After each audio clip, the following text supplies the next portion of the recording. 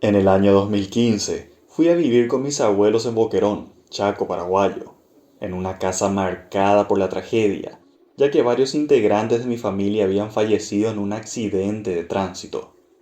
Era obvio de que la pesadez reinante en la casa sería difícil de asimilar, pero no tenía de otra más que aceptarlo.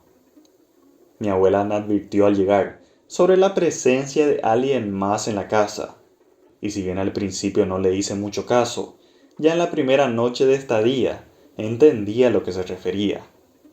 Yo escuchaba voces de niños recorrer los pasillos. Parecían estar jugando, pero no había otras personas aparte de mis abuelos y yo.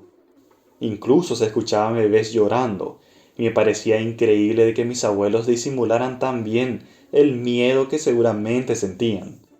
Yo por mi parte estaba bastante asustado y asombrado. Lo más leve que ocurría era el hecho de que la radio se encendía sola, o que alrededor de la casa se escuchaban a distintos tipos de animales agolparse, haciendo mucho ruido, pero cuando yo miraba afuera, no había ninguno. Capaz que uno pueda llegar a acostumbrarse a esos primeros eventos, pero las cosas irían intensificándose. Como por ejemplo ocurrió una noche en la que me encontraba viendo la televisión en la sala, hasta que de repente me alarmaron unos golpes en la puerta principal. Era ya casi medianoche, pero tuve que levantarme para ver quién era, aunque del otro lado no había nadie.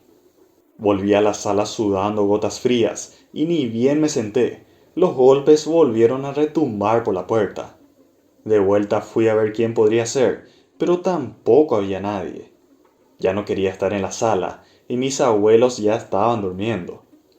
Fui a mi habitación, y desde allí escuché como la televisión que había apagado hacía segundos volvía a encenderse por sí solo. No me animé a ir a apagarlo.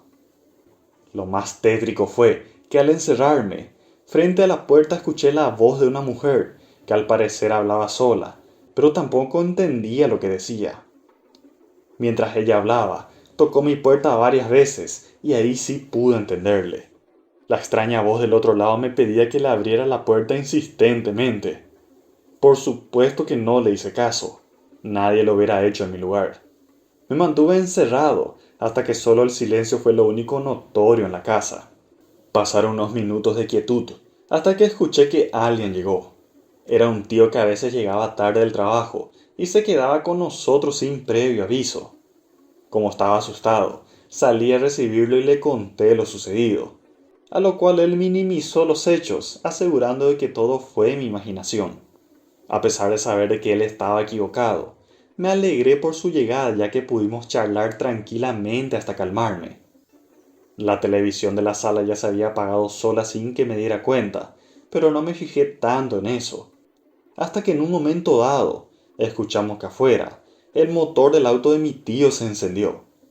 Salimos juntos a toda velocidad pensando en que podría ser obra de un ladrón, pero no había nadie. Solo el auto encendido, la oscuridad inmensa y nada más. Mi tío se asustó y capaz de que por su mente pasó la teoría de que yo en realidad tenía razón y de que nada fue producto de mi imaginación. Nos subimos al auto y fuimos hasta Filadelfia, ya que esa noche no quería quedarme ahí, ni él tampoco. A la mañana siguiente volví junto a mis abuelos, y los días transcurrían con normalidad. Y con eso me refiero a que siempre se escuchaban a aquellos niños invisibles jugando, y a bebés llorando. Parecía de que yo también empezaba a acostumbrarme a eso. Un fin de semana por la noche, en la que había presagio de tormenta. Nos encontrábamos cenando cuando un estruendoso ruido nos levantó de nuestros asientos. Fue como si un montón de platos o cubiertos se hubiesen estrellado contra el suelo, pero a nuestro alrededor todo estaba en orden. Nos miramos, volvimos a nuestras posiciones y continuamos comiendo con mucha incomodidad, mirando de reojo a nuestros costados. Y a todo lo ya contado, debo sumarle el hecho de que para mí resultó aún más extraño e inquietante que todo lo demás. Siempre me llamó la atención cierto pequeño elemento colgado por la puerta de la habitación de mis abuelos. Era como una especie de carne quemada que estaba clavada por la madera. Nunca pregunté por su significado ni qué era realmente, pero lo sabría de una manera inesperada. La noche siguiente se apareció una vecina en la casa y prácticamente le exigió a mi abuela de que le entregase el ombligo a su hijo que ella misma había dejado ahí. Sí, escucharon bien, el ombligo de su hijo. La vecina estaba muy alterada y ante nuestra atónita vista, revolvió toda la habitación de mis abuelos, lanzando objetos y ropas al suelo, buscando aquella parte del cuerpo de su hijo. Fue ahí que mi abuela le comentó sobre eso que estaba clavado por la puerta. La mujer al notarlo lo estiró del clavo y lo arrancó por completo. Sin decir ni una palabra, salió por donde entró, dejándonos muy sorprendidos. Increíblemente, los eventos de terror desaparecieron desde aquel momento. Aquel ombligo parecía ser el catalizador que atraía todo lo paranormal a la casa. No sé si mis abuelos alguna vez pensaron en aquello, por eso lo dejaron clavado ahí, pero lo cierto es que de saberlo yo, lo hubiese lanzado lejos de la casa hace mucho tiempo. Si les gusta este tipo de relatos, por favor háganmelo saber en los comentarios.